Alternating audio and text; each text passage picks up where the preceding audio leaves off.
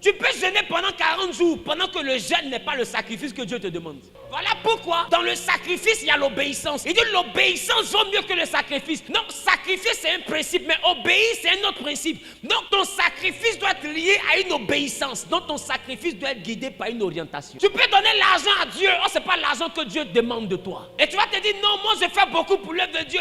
Je donne des centaines de millions, je donne des dizaines de millions, donc je sacrifie beaucoup. Tout le monde connaît ce que je fais pour la maison de Dieu. C'est vrai que tout le monde connaît, mais Dieu ne reconnaît pas ce que tout le monde connaît. Si on veut regarder l'offrande, c'est Anne qui allait avoir beaucoup d'enfants. Pénina allait être terrible. Anne donnait 2 fois l'offrande de Pénina. Donc si Pénina donnait 100 000, Anne donne 200 000. Pourquoi? Parce que Elkana connaît la loi du sacrifice. Donc il se dit que s'il donne 2 fois le montant à Anne, Dieu va regarder la prière de Anne. Mais malgré ça, la prière n'était pas exaucée. Anne un jour va voir que l'argent n'était pas suffisant pour l'exaucer. Anne va faire un troc avec ses trompes. Anne va augmenter la mise. Elle va donner le double et au double, elle va ajouter ses trompes. Elle dit cette fois-ci, je t'offre mes trompes pour que de mes trompes, tu fasses venir un prophète pour toi.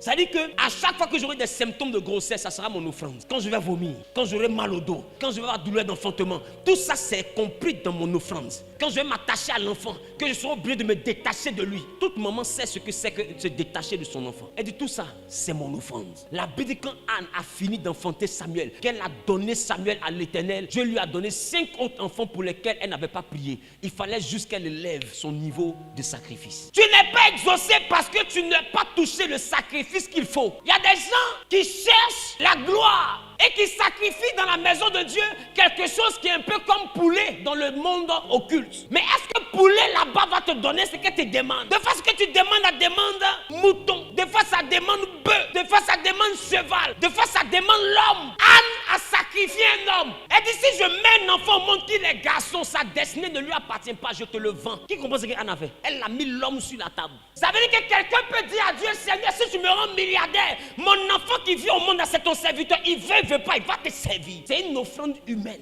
Et qui vous a dit que le sacrifice humain n'est pas biblique? Anne a sacrifié un homme qui est resté en vie, mais Jephthé a sacrifié un homme qui est mort. Venez, on va lire.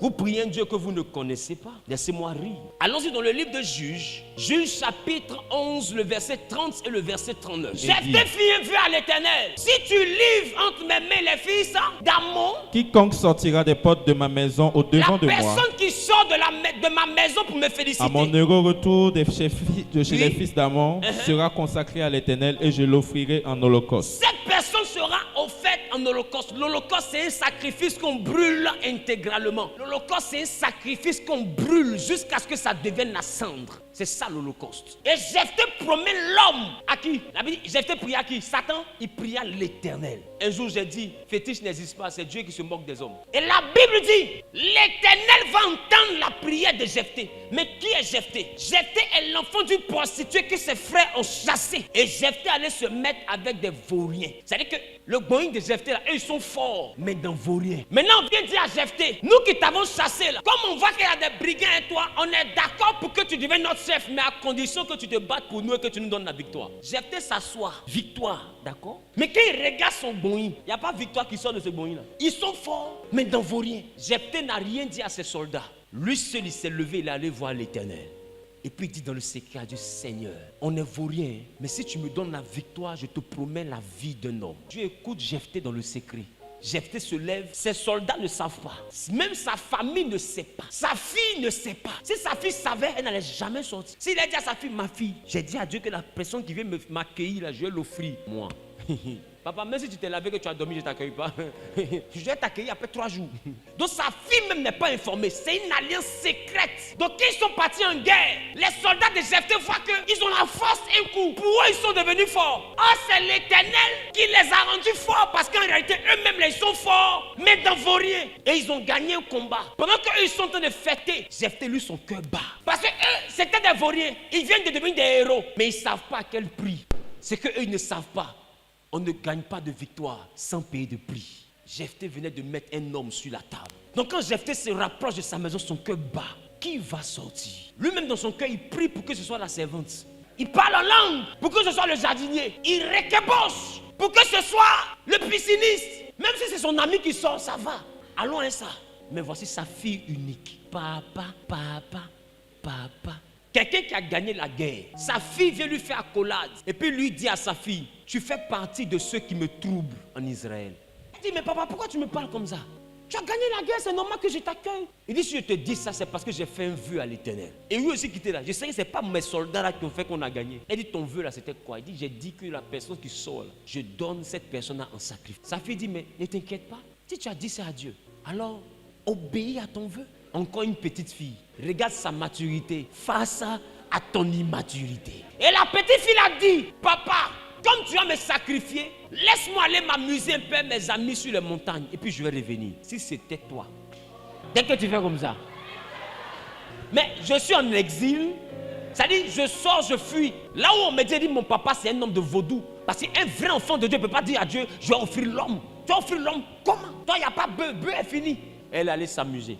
Et quand elle revient au verset 39, que dit la Bible? Au bout de 2 mois, elle revint vers son père et il accomplit sur elle le vœu qu'il avait fait. On dit au bout de 2 mois. De 2 mois, elle a fait 2 mois l'un de son père. C'est qu'elle s'amuse avec ses camarades, mais ses camarades ne savent pas qu'elle est en train de s'amuser là. C'est parce qu'elle sait qu'après 2 mois, elle s'en va mourir. Des enfants djihadistes. C'est-à-dire qu'elle joue avec ses camarades ne savent pas que quand leur camarade revient à la maison, c'est pour qu'on la sacrifie. Regardez le cœur de cet enfant. Et la Bible dit au bout de 2 mois, elle est revenue vers son père. Et il accomplit sur elle le vœu qu'il avait fait.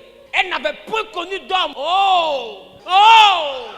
Ça veut dire, au bout de 2 mois, Jephthé a sacrifié sa fille. Il a tué son enfant. Parce que c'était le prix pour gagner la guerre. Mais bizarrement, Dieu n'a pas fait comme Abraham. Dieu n'a pas regardé Jephthé qui a soulevé le couteau pour dire, ne touche pas l'enfant. Dieu a pris l'enfant. Était-ce le diable? C'est pourquoi la Bible vous dit, ne faites pas d'un vœu à l'Éternel que vous ne pouvez pas accomplir. Parce que j'ai envie de te dire, même si tu promets l'homme à Dieu, Dieu va t'arracher cette personne. La Bible dit, Jephthé a accompli, il a appliqué sur sa fille le vœu.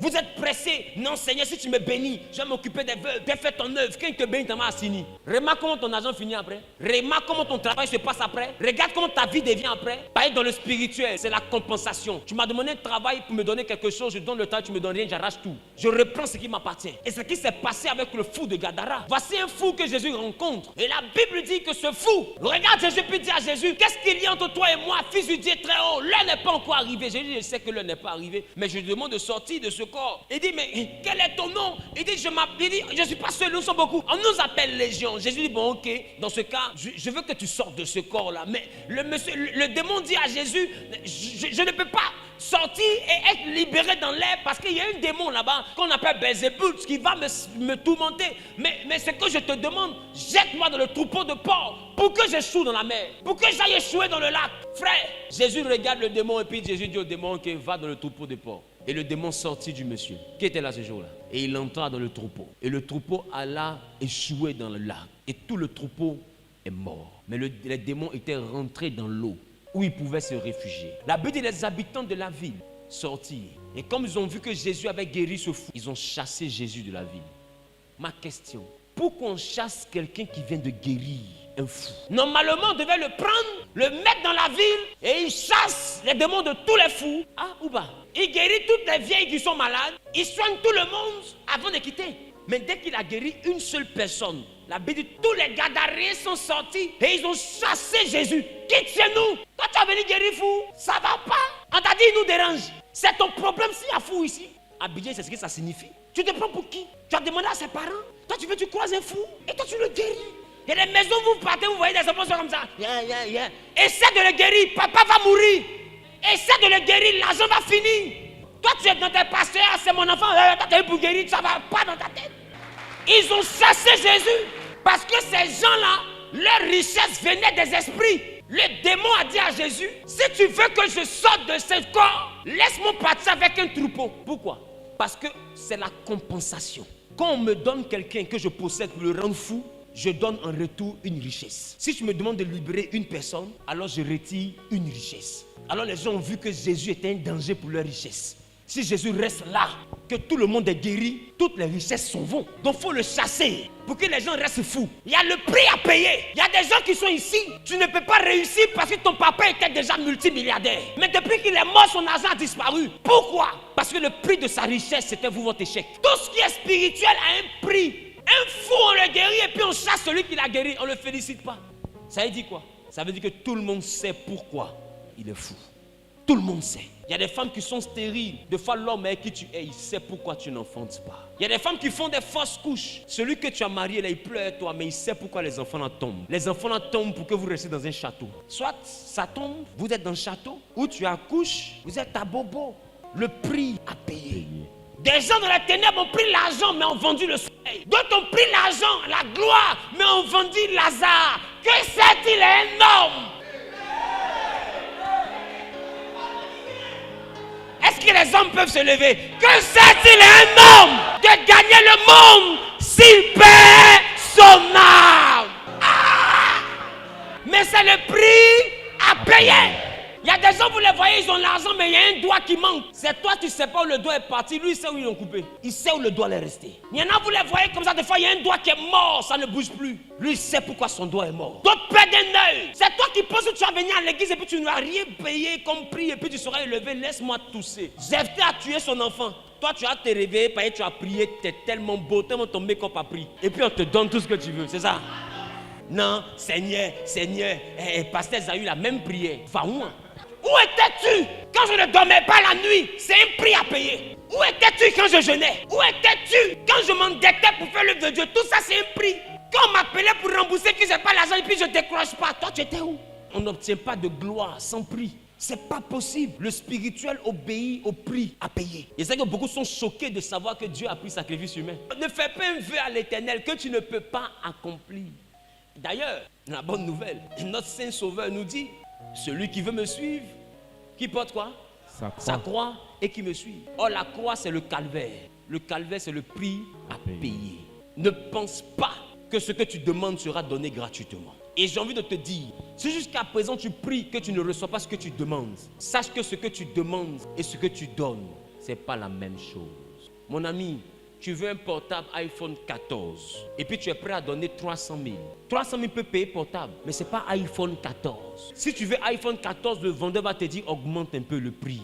Ton argent la met un peu dessus. Vrai ou faux? Ouais. Si tu forces, il va te donner techno. Qui me comprend un peu? Or, ce qui est bien, c'est que les chrétiens connaissent les bonnes choses, mais ils n'aiment pas payer le prix. Même prix de sommeil, tu n'arrives pas à payer. Te lever la nuit et prier, ça seulement tu n'arrives pas à faire. 40 jours de jeûne, tu te caches, tu manges. Pour toi, ça monte, tu fais du mal. C'est pourquoi j'ai posé la question la dernière fois. Toi, ton couturier prend ta mesure, tu fais rentrer ton ventre. Tu peux te faire du mal à qui? On dit 40 jours, un prix à payer pour ce que tu changes de vie. Tu te caches, tu manges. Toi, tu penses que tu fais du mal à qui? Il dit, ne vous y trompez pas, ne se moque pas de Dieu. Il a dit à Malachie, un homme trompe-t-il Dieu? Tu peux tromper le pasteur, mais tu ne peux pas tromper Dieu. De fait, le prix que Dieu te demande, ma chérie, il ne faut pas m'applaudir. Mais tu dis à tout le monde, ça fait 2 ans. 2 ans!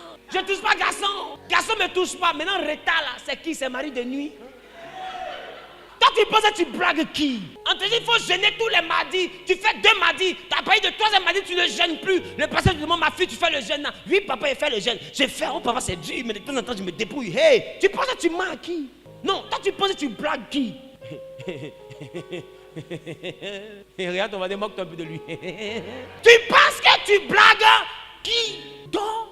Au moment du bilan, on va voir. Dors. Il y a toujours un prix, les gars. C'est à la sueur qu'on obtient quelque chose. Il y a quelque chose à payer pour que tu deviennes qui tu veux devenir. Si tu n'as pas envie de payer chez Dieu, si tu veux rétrograde, va chez le diable. Tu vas payer plus que ça. Ce que Jésus a voulu te faire payer comme prix là, tu vas payer 10 fois ça. Dans tous les cas, tu vas payer. Tu ne vas rien avoir cadeau. Mets ça dans ta tête à partir d'aujourd'hui. Donc si les gens te disent, Jésus a tout payé, il faut dire, il a tout payé pour la vie éternelle. Mais pour que je sois épanoui sur la terre, j'ai une croix à porter. Il a dit que celui qui veut me suivre se charge de sa croix et me suive. Tu as une croix à transporter pour avoir une gloire. Pas de croix, pas de gloire. Jésus a porté sa croix, il a eu le nom souverainement élevé. Afin qu'au nom de Jésus, que tous genoux fléchissent. Tu veux ta gloire? Porte ta croix. Porte ta croix. Est-ce que je parle à quelqu'un? Amen. Est-ce que je parle à quelqu'un?